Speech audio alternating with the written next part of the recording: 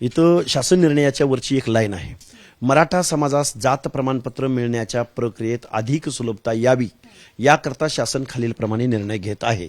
काय म्हटलं यांनी? मराठा समाजास जात प्रमाणपत्र मिळण्याकरता.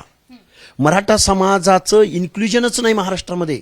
मराठा समाज सोशल बॅकवर्डनेस प्रूव्ह करू शकतच नाही. हे वेळोवेळी सर्वोच्च न्यायालयाने आता जयश्री पाटीलच्या केसमध्ये 650 पानाचं जजमेंट दिलंय. हा कोर्ट ऑफ कंटेम्प्ट नाही का?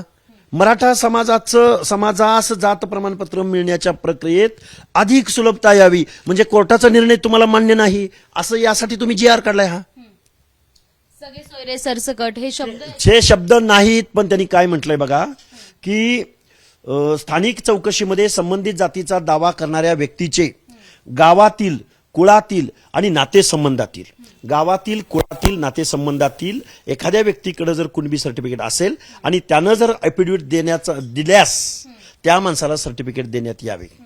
म्हणजे मला सांगा, गावामधली व्याप्ती, गावामध्ये कोण कोण आहेत त्याचं काही इथं बोललेत का?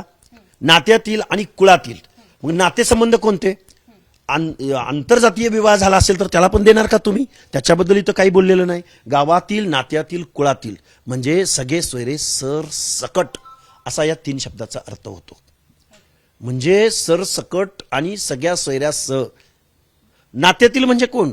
अरे नातं तुमचं आत्ता आंतरजातीय माझा विवाह झालाय तर मग त्याला पण द्यायचं का? त्यामुळं मला वाटतंय OBC आरक्षण हे या शासनानं संपवलेलं आहे आज रोजी.